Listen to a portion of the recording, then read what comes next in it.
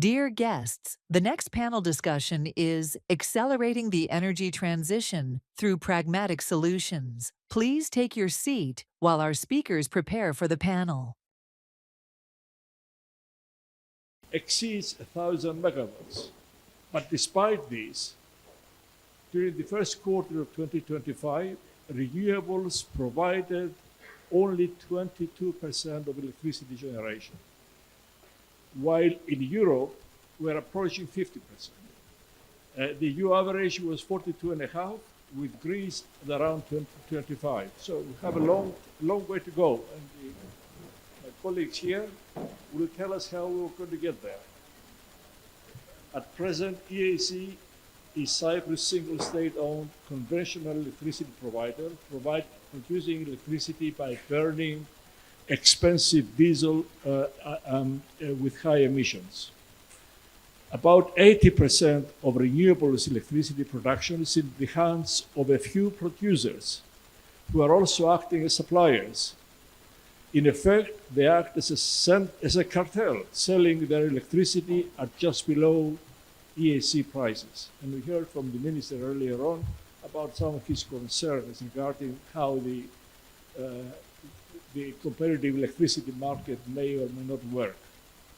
As a result of these factors, Cyprus has the second most expensive electricity in Europe in terms of purchasing power parity. But we're lucky today to have with us a first-class panel with extensive and diverse relevant experience to address these issues and make suggestions on how to accelerate energy transition through pragmatic solutions. So let me introduce the panel. On my left, we have Julian Popov, who is an accomplished energy and climate policy expert with decades of experience in environmental governance, leadership, and advisory roles. He joined Strategic Perspectives as a senior fellow in January this year to grow the think tank's political reach and impact. Previously, he served twice as Bulgaria's Minister of Environment, the country's goodwill ambassador for energy and climate policy, and the President's energy security advisor. Julian has been fellow of the European Climate Foundation since 2008 and chairman of the Buildings Performance Institute since 2014. Next is Theodoros Zachariadis, who is a professor and interim director of the Cyprus Institute's Energy, Environment and Water Research Center. Long words, okay. Keep them short. He holds a diploma and a doctorate in mechanical engineering from the Aristotle University of Thessaloniki. In the recent past, he has served as a member and a vice chair of the scientific committee of the University of the European Environment Agency, a visiting professor at Aarhus University in Denmark, and an associate editor of the International Journal of Energy Economics. Since 2020, he has been continuously listed in the top 2% of most widely cited academics globally in the field of energy. The third person, the third panelist, is Professor Konstantinos Tsimaras, που είναι πτυχιούχος της Νομικής Σχολής του Πανεπιστημίου Αθηνών. Είναι κάτοχος 2 μεταπτυχιακών τίτλων σπουδών στο Δημόσιο Δίκαιο και στις Πολιτικές Επιστήμες από το Πανεπιστήμιο των Παρισίων. Είναι κάτοχος διδακτορικού τίτλου στο Δίκαιο από το ίδιο Πανεπιστήμιο. Είναι επίσης καθηγητής Δημόσιου Δικαίου στη Νομική Σχολή του Ευρωπαϊκού Πανεπιστημίου Κύπρου. Που είναι καλό γιατί είμαστε εδώ στην Κύπρο να μιλήσουμε για κυπριακά θέματα. Και είναι μέλος της Ρυθμιστικής Αρχής Αποβλήτων, Ενέργειας και Υδάτων της Ελλάδας. Από τον Δεκέμβριο του 2022 έχει εκλεγεί αντιπρόεδρος του MedReg, οργανισμού με έδρα το Μιλάνο, στο οποίο συμμετέχουν οι ρυθμιστικές αρχές ενέργειας των κρατών της Μεσογείου, όπως και η RAAEY.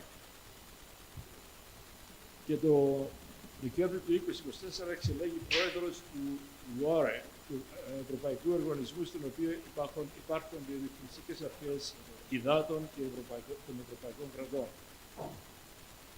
Τελευταίος, but not the least, last one, is Professor Costas Papanicolas, who is the founding president and president emeritus of the Cyprus Institute. Closer to the mouth. And CEO of the Cyprus Research and Educational Foundation. He is advisor to the President of the Republic of Cyprus on climate change and Presidential Special Envoy for Climate Change.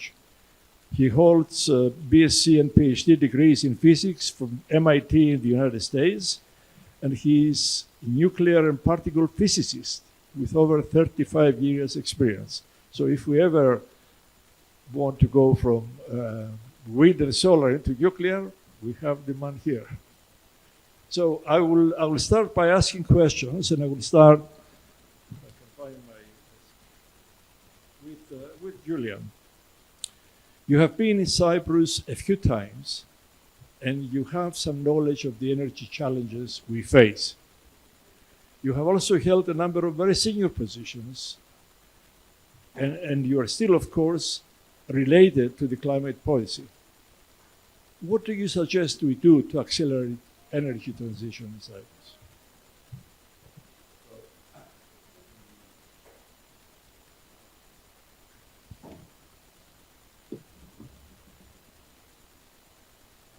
Correct. Thank you. Well, first of all, thank you for inviting me and organizing this excellent forum.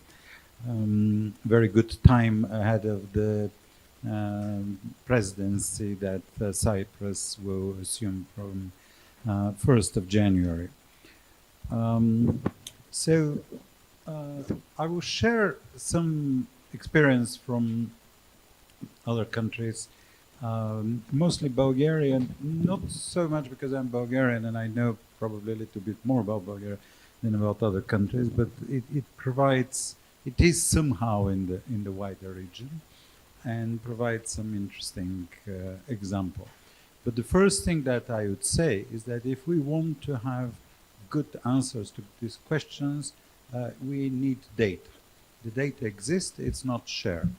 So my first suggestion is go to the transmission system operator and tell them to start sharing the data internationally like most other EU countries, so that every expert or anybody who wants to discuss energy could have easy access to this data. It's very, very important, because otherwise we go around and we talk a little bit in a social media style without supporting our statements with proper data. What I think is happening at the moment is a very rapid growth of several technologies. I mean, obviously the solar is one. Obviously solar energy is the good and prime solution for electricity for Cyprus. And obviously when you say, well, bet on solar, immediately two-thirds of the audience jump and say, well, what about the night? And what about, I don't know, cloudy days? And we can't rely on solar only. But here, what is happening recently is new technologies are coming and becoming very competitive. One interesting thing that happened in Bulgaria, Bulgaria doesn't have proper policies, or it has lots of policies, but nobody follows them. Everything that is happening is a test for the market, because what penetrates and moves things ahead is the market. It's not policy, it's not government. And what is happening now is a massive expansion of solar. In the middle of the day, very often it covers over the 50%, up to 60-65% of the demand of the day. But and of course that creates a problem. When I was discussing over the years with the head of the transmission system operator, the development of the solar energy, he was always saying, you have no idea how difficult it is. I mean, it's a complete nightmare. I mean, we have now 2 gigawatts of solar and we hardly manage. And my answer is, but you manage. Well, we manage, but it's very difficult. A year later, we have 3 gigawatts, but it's very, very... So now we have 5 gigawatts. It's very difficult. But it manages and manages and manages. And always the TSO manages this increase of renewables. So definitely don't listen to anybody who says that the renewable energy in the grid has a limit. And also, I very much like to oppose 2 ideas. One is about inertia in the grid, and the other is about baseload energy. Just these are concepts that are also evolving and moving. So if somebody says you don't understand anything because you're not an engineer, you don't know about inertia, and you don't know about balancing, tell them, well, I don't know, but it's a solvable problem. The very interesting thing that is happening now is the sudden expansion of batteries. Bulgaria, if you look at the generation, the TSO hasn't adjusted properly its data, but you will see that at the moment after sunset, solar suddenly jumps with something like 300-400 megawatts. This is a result of batteries. Basically, the batteries start releasing electricity into the grid and start covering the evening peak. But this is the very beginning. Bulgaria now has probably something like 500-600 megawatts of batteries. None of this is installed with a single euro subsidy. At the moment, especially if you have high volatility, high prices, batteries pay back themselves. Well, they're Chinese batteries, but they pay back sort of very soon. So this is where I think we should look. And finally, one thing about the technological side is that we like talking about gas. Gas completely lost its position as a baseload fuel because there is no such thing anymore. I mean, the generation is jumping up and down, and then the main promoters of gas say, well, but we can't deal without gas because gas is a balancing fuel and it's very, very valuable. Well, yes, look what is happening in the competition between gas and batteries. It's a very important thing. It's a trend starting now, but batteries and gas are starting to compete with each other, and there is no question that batteries will win this competition because they're getting cheaper and cheaper, bigger and bigger, and here we have to ask always, in order not to get into trouble with our investments, it's very good always to ask ourselves the question, why do we need gas? And the answer is not very simple. I'm not saying that we don't, but the answer is not simple why we need gas. It's not obvious why we need gas. I'll stop here. There are plenty of other things to share later. Well, yes, but if you listen to, for instance, activists who are saying, I'm not an activist, we have to save the climate, we have to get rid of fossil fuels. The main point is we have to get rid of it because we have to get rid of it. What I'm saying is that not that we have to get rid of it because it's bad and have to get rid of it, but it is displaced by technologies and competition. It's a reality. It's not a dream. It's not a wish. Thank you, Julian. We'll continue the discussion later. My next question is to Theodoros. Your team has prepared the impact assessment of the National Energy and Climate Plan of Cyprus, which included the environmental, microeconomic, employment, fiscal, and equity impacts of the measures for the green energy transition. What are your findings with regards to accelerating energy transition through pragmatic solutions? And will transition be affordable and fair to households, especially vulnerable households?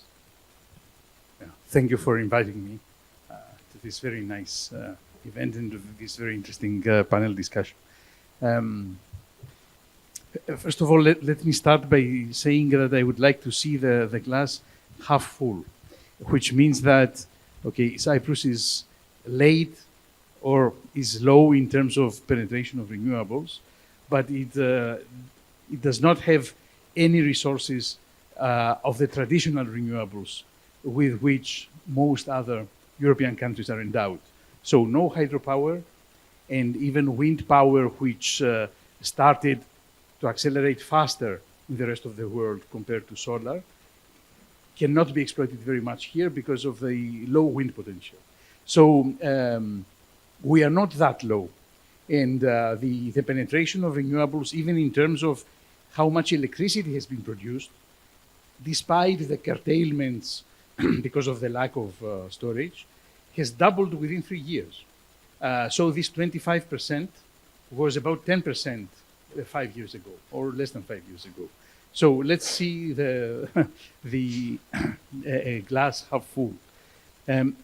I would say that the transition does not necessarily have to be very costly. The implementation, of course, is a challenge because we have targets some of which have to be shifted later because of the lower penetration of gas, which is an official policy. That's why I'm not disputing it right now. Because of issues that have to do with mobility and clean mobility. Some targets may have to shift a little bit later. But this is a matter of implementation, but I wouldn't say that the funds are not there, thanks mainly to EU funds, to the different funding schemes that are available at EU level, which Cyprus is taking advantage of. And in terms of affordability, first of all, I think it would be useful to bring out of the picture the risk, a part of the risk of the just or unjust transition, because in Cyprus, at least for the next decade, there is no single job that is threatened by the green energy transition. We don't have refineries, we don't have steel industry, we don't have automotive industry where many jobs are threatened because of electrification. So there is no single job threatened, at least for the decade to come. That's not the full story of the just transition, but it is a very important one. Now, in terms of affordability and cost, things may get better in some aspects, things may get worse in some aspects, especially with regard to fossil fuels.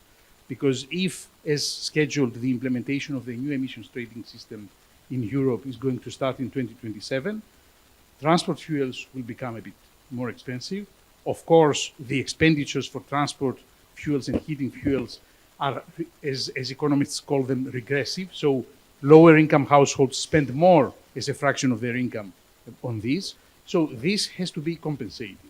But we are not in a terrible position, and we should not threaten the population, or we should try to convince the policymakers that it's not only worth economically, it's because decarbonization saves us a lot of resources and improves our trade balance, because we are very much dependent on imported fossil fuels. It's not only that, it's also because the costs are manageable for the most of the population and for most of our enterprises.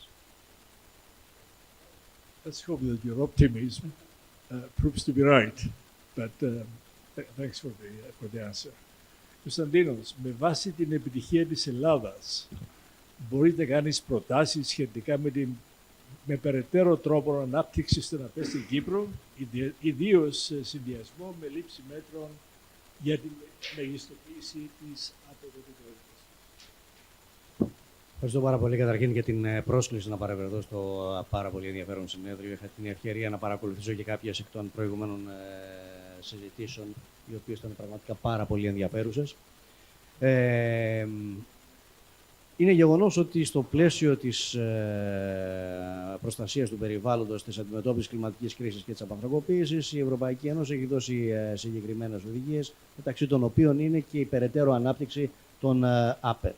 Στην Κύπρο έχουμε άφθονο ήλιο, άρα μπορούμε να αναπτύξουμε τα ηλιακά πάνελς. Το αιωλικό δυναμικό δεν είναι τόσο ισχυρό, παρόλο που υπάρχουν κάποια αιωλικά πάρκα. Αυτό το οποίο είναι απαραίτητο είναι ότι θα πρέπει να υπάρξει ένας χωροταξικός σχεδιασμός για την ανάπτυξη των ΑΠΕ. Δηλαδή να γίνουν οι επιλογές περιοχές, και το λέω αυτό γιατί και από την εμπειρία στην Ελλάδα, όπου στην αρχή όταν δεν υπήρχε κάτι αντίστοιχο, υπήρξε μια υπερβολική ανάπτυξη σε κάποιες άλλες περιοχές και μια μικρότερη ανάπτυξη σε κάποιες άλλες. Ξέρετε ότι η ανάπτυξη των ΑΠΕ συνδέονται επίσης με το πρόβλημα της σύνδεσης στο δίκτυο. Οπότε ο χωροταξικός σχεδιασμός θα βοηθήσει σε ένα βαθμό και την σύνδεση με το δίκτυο. Πολύ σημαντικό και ήδη αναφέρθηκε η αποθήκευση. Αυτή τη στιγμή έχουμε μπαταρίες. Η σημερινή τεχνολογία μας δίνει την ευχέρεια για... Είναι οι οπαδοί της γερμανικής ομάδος, οι οποίοι μάλλον πηγαίνουν στο γήπεδο. Η δική μας δεν ακούω καλά.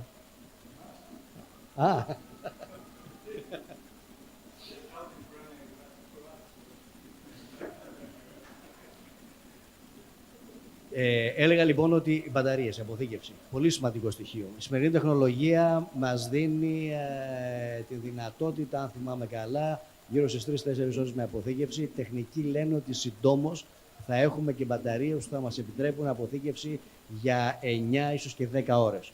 Το οποίο λύνει το πρόβλημα κυρίως για τα πάνελ, διότι πρακτικά αυτό θα μας καλύπτει το μεγαλύτερο μέρος της νύχτας. Από τη δύση του ηλίου μέχρι την Ανατολή, οπότε περίπου, οπότε αυτό θα διευκολύνει πάρα πολύ.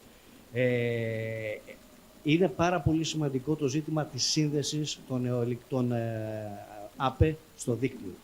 Φάνηκε και με το πρόσφατο blackout στην Ιβηρική Χερσόνησο, που τουλάχιστον έτσι όπως λένε τα πρώτα στοιχεία από το πόρισμα που συνέταξαν οι Ισπανοί, οφείλεται στην υπερπαραγωγή ΑΠΕ που δεν μπόρεσε να απορροφηθεί ούτε από την Γαλλία λόγω των πυρηνικών, ούτε από την Πορτογαλία, μικρότερη αγορά, ούτε βέβαια και από το Μαρόκο που είναι ακόμα πιο μικρή αγορά, με αποτέλεσμα να προκληθεί το blackout το καλοκαίρι, το οποίο διέρχησε περίπου 36 ώρες, αν θυμάμαι καλά, σχεδόν 2 ημέρες. Άρα είναι πάρα πολύ σημαντικό στοιχείο αυτό για να υπάρχει μια ισορροπία στην αγορά. Και βεβαίως θα πρέπει να εξετάσουμε και την πιθανότητα της ανάπτυξης των offshore πάρκων, δηλαδή στη θάλασσα, το οποίο θα μπορούσε στο μέλλον να συνδεθεί, στην περίπτωση που είναι και αιωλικά, με την ηλεκτρόλυση και την παραγωγή πράσινου υδρογόνου.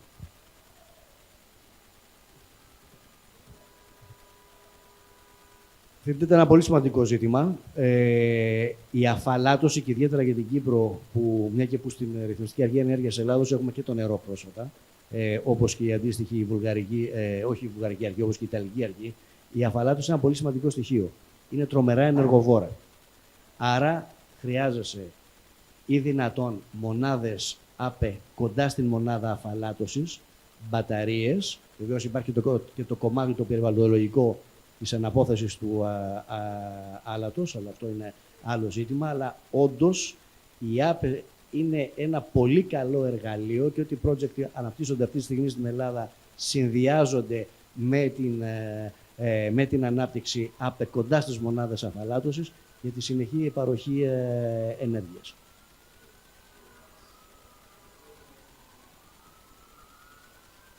Για μας μακροχρόνια, το θέμα της αφαλάτωσης γίνεται πολύ σημαντικό.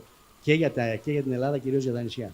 Νησιά και στην Κρήτη, όπου και εκεί αντιμετωπίζεται τα τελευταία 2 χρόνια πρόβλημα λειψιδρίας. Professor Papanicolas, Cyprus is facing well-known challenges in its transition to renewables.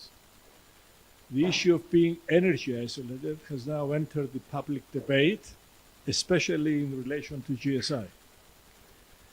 In your own work, you have often emphasized the importance of multimodal storage. How do we assess these options, and what combination could be the most effective for Cyprus?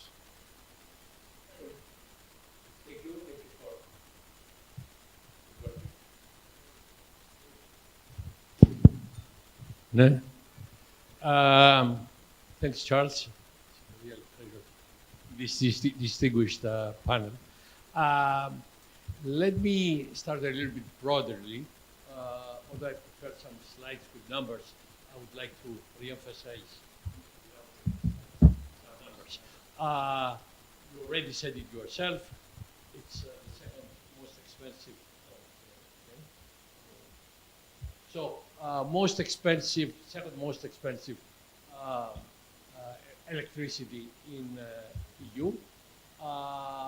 And if we compare to Malta, Turkey, and Greece, which are in the same geographical south, one wonders. Okay, so why are we there? We have the best solar potential in Europe. Prices, let's see the numbers. In production, PV only, dirt cheap, but without storage. So let's put batteries, which maximum covers 4 hours, goes somewhere between 7 to 12 cents. CSP, concentrated solar power, and thermal storage, which goes to up to 12 or possibly 24 hours, 6 to 12 cents. So as you have not seen the previous slide, we're paying 3 times. So, society, what's wrong? We have the know-how, we have the technology. So, is it a technology issue? Is it a market issue, a failed market? Is it a global, entrenched, huge financial interest that impact inertia, as was mentioned before, a combination of the above? So it's not only clearly a technological issue. Okay? Let's move to see about the question you raised. Storage is not one element. It varies from seconds in technologies we haven't discussed, to minutes, to hours, to days, to seasons. And the simplicity, which often politicians also are very well known to simplify, doesn't solve the problem, because simplicity, and we see it in the press, in the debate in Cyprus, solar, which is the abundant resource we have, really privileged, is equal PV, storage equals battery. Far from it. Battery, as already said, is a 2 to 3 hour storage. There are other modalities and, that go from hours, like batteries, to medium thermal storage, long, meaning days, weeks, months, which includes pumped hydro, including pumped hydro that is seawater, because we don't have fresh water. Compressed air, which is feasible also in Cyprus, hydrogen vectors, etc. So the answer is none of each one of them, it's all of them together, especially in Cyprus, where there is a seasonal problem. During the 2 months in the summer, July and August, we have the peak demand, which can go up to 1.2 gigawatts, while in the spring and fall, it's around 400, third of it. So we have installed capacity, we pay for it, we use it only for 2 months. This raises the expense. Conclusion, we need seasonal storage. Often, it's simple. You already said it. Actually, I have a paper 10 years ago where we highlighted that. Seasonal storage is desalination. We can make fresh water, not in the summer where we need the electricity. We can make it in the spring and the fall where we have abundant in the medical renewables that are partly used. And by the way, this year probably 25 to 30% of the renewables will be curtailed, will not be used at all. I'm sitting idle instead of, let's say, making desalination water. So we need all of them. I'm finished with question. A, is it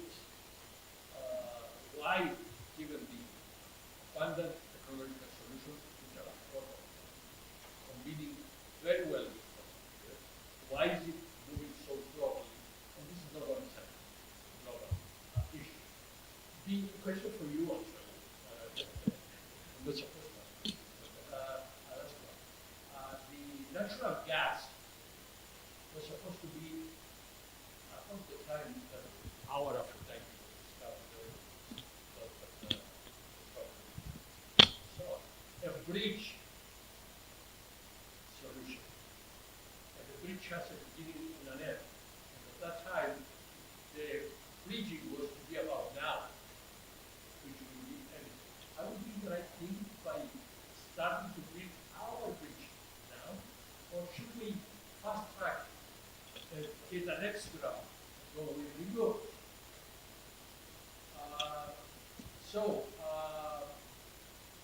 We don't ask the local content how much value and jobs we generate by building renewables.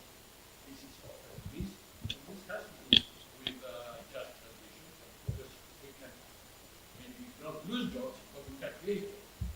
So, summary, yes, ancillary, a lot. Cyprus, more than probably any other European country, needs a mixture, an outlet, taking the seasonal, overnight, instant storage. There are highlighted the solutions there. And we have to also ask the tough questions that send technological frontier, which are the French global economic interests that face globally on issues that no longer we have. Thank you. I mean, I hope. Σε συνέχεια αυτών των οποίων ανέφερε ο προλαλής σας και σε αυτό που ρωτήσατε εσείς, είναι γεγονός ότι η αφαλάτωση μπορεί να λειτουργήσει και σαν μονάδα αποθήκευσης ενέργειας. Πώς? Εάν κοντά στη μονάδα δημιουργηθεί ένα μικρό φράγμα, γιατί στην Κύπρο δεν υπάρχουν μεγάλα φράγματα όπως σε άλλες χώρες, δημιουργηθεί ένα μικρό φράγμα, το οποίο με αντλησιοταμίευση, δηλαδή με pumps, θα ανεβοκατεβάζει το νερό, αυτό ουσιαστικά σου δίνει τη δυνατότητα μιας συνεχούς παραγωγής ενέργειας και λειτουργεί ως είδος μπαταρίας, κυρίως τις εποχές που δεν υπάρχει μεγάλη ανάγκη, δηλαδή χειμώνα, μεγάλη ανάγκη κατανάλωσης νερού, όπως είναι η τουριστική περίοδος, χειμώνα και άνοιξη. Δηλαδή πρακτικά από τον Νοέμβριο έως τον Απρίλιο. Dear guests, the next panel discussion is Accelerating the Energy Transition through Pragmatic Solutions. Please take your seat while our speakers prepare for the panel. That we have solutions for many of our problems. Problems we have here in Cyprus, but also in Europe. That our politicians are do not fully understand these things, and they go for simplistic answers. And I'm afraid it will take time. But I'm particularly keen on desalination, because in Cyprus desalination is becoming a major issue now. Combined with renewables, we could arrive at a system, because we are starting now. We haven't developed any long-term solutions yet. Combined with renewables, we can kill two birds with one stone, I believe, and we should. And I like the idea of using the desalinated water for pump hydro. It's excellent ideas. The trick is convincing our government to look at this seriously when everybody seems to be going backwards rather than forwards. Well, yeah, desalination, you're absolutely right. Probably just as important or even more important than the electricity issue in our region. As I like to say, in our region there have been many, many wars about water, from St. George killing the dragon up to the hydro diplomacy in the Middle East. No wars about electricity, not yet. The desalination technologies also are not debated. Everybody thinks that there is one technology, reverse osmosis, and we use only reverse osmosis. There are other technologies, and unfortunately, the bad thing about reverse osmosis, I will say the stop there, is that it cannot stop. It has to be running continuously, otherwise you foul the membranes. And this is exactly what you don't need in a place where you have intermediate renewables, where you want to use them up and down. Problem, and it's not only in Cyprus, it's in many other countries, who deals with energy? The Minister of Energy. Who deals with water? The Minister of Agriculture. Do they talk to each other, these ministries? In most countries, they do not. But integrated solution of water and energy in this situation is a must. Fortunately, on top of all of these things, long-term planning is completely lacking here in Cyprus. We only look at solving problems once they are fair, and the solutions are temporary, short-term, not long-term. I have many more questions, but the organizers are saying we have reached the end. We only touched the subject. There is many more interesting things to discuss. Maybe next time we'll be given more time. But I'd like to thank you. I'll just give you 1 minute each to talk a little bit about policies. A lot of these things can be introduced by having the right policies. And all of you have some experience in developing the right policies to promote new technology, to promote solutions. Can you just, in 1 minute each, 1 minute, give us a few words about policies? Okay, I think Cyprus is probably the perfect country for very ambitious electrification. So full electrification of transport is a very easy policy and very obvious policy. It's an island, it's small, it's obvious. We didn't mention the HVDC cables. I think this is essential. And so I very much agree also with the view that desalination should be linked with, should be seen as energy storage. The other energy storage, probably the biggest energy storage, is energy efficiency. And we have to work on that because that's the best way to probably store energy. Indeed, we need to avoid the monoculture of solutions in power generation, in desalination, and in storage. So we need a mixture, and the proper mix, of course, may be changing with time, because by the time we are talking, batteries are also improving technologically a lot, but still, yes, but still, it doesn't mean that photovoltaics and batteries will do everything. It may be much more costly than a combination of other solutions. So the proper policies would demand proper governance, which means integrated long-term planning. In terms of long-term planning, perhaps this is possible because there are EU-initiated long-term plans. So perhaps we just need to comply with something like that. But the integrated part of the energy-water nexus, as we call it, will not be very easily mandated by the EU. So we need proper governance to do it on our own. And then we have the financial and regulatory incentives to enable this. Πολύ σύντομα, δύο πράγματα θα αναφέρω. Το ένα είναι interconnections. Πολύ σημαντικό για τη διασφάλιση της σταθερότητας του συστήματος.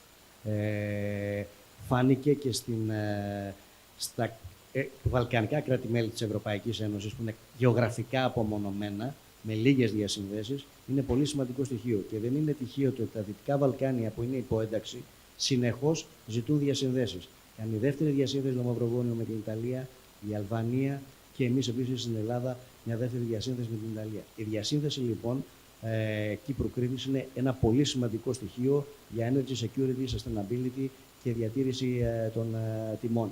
Επίσης, το target model έχει σχεδιαστεί κυρίως για χώρες κεντρικής Ευρώπης που έχουν πάρα πολλές interconnections. Για να λειτουργήσει σωστά χρειάζεται διασυνδέσεις. Αυτό που είδαμε εμείς στην πρώτη φάση εφαρμογής, πριν από 3 χρόνια, 4 που ξεκίνησε, είναι ότι αν δεν έχεις διασυνδέσεις, τους ξεφεύγουν οι τιμές. Άρα, όπως είπε και ο Υπουργός πριν από λίγο, πρέπει να έχω επάρκεια ενέργειας, αλλά πρέπει να τη διαθέτω σε μια τιμή στον πολίτη, η οποία θα είναι ανεκτή από αυτόν. Οι διασυνδέσεις βοηθούν πάρα πολύ στην καλή λειτουργία του target model και φάνηκε αυτό και από την κοινή δήλωση που έγινε το Φεβρουάριο από τον Έλληνα Πρωθυπουργό και τον Ρουμάνο Πρωθυπουργό, που ζήτησαν από την Ευρωπαϊκή Ένωση έξτρα μέτρα για την καλύτερη λειτουργία του target model. πολύ σύντομα σε 30 δευτερόλεπτα, αποθήκευση και εκμετάλλευση του διοξιδίου του άνθρακα. Θα μπορούσαν, για παράδειγμα, οι 2 μονάδες της ΑΕΚ που παράγουν ενέργεια από μαζούτ να παγιδευτεί το διοξίδιο, να αποθηκευτεί, υγροποιείται, αποθηκεύεται, μπορεί είτε να αφαιθεί στο βάθος της θάλασσας, είτε σε κοιλότητες fossil oils που είναι εξαγκλημένες, και μπορεί επίσης να χρησιμοποιηθεί και για την παραγωγή μπλε υδρογόνου. Νομίζω υπόθηκαν όλα ήδη από τον Julian. Sorry, already Julian said it all and amplified later. I won't repeat them. I'll introduce another recommendation that has not been said. I agree with everything said before. The EU policies are really good, but they are tailor-made because the way the EU works and because the southern members of the European Union are not as strong in policy. They are basically for northern climates with wind production, not solar production, and climatic conditions that are of the north. It's the responsibility of the southern countries to promote an agenda where, for example, desalination, hot climates, air conditioning are the drivers, contrary to like our northern partners are doing in forming EU policy.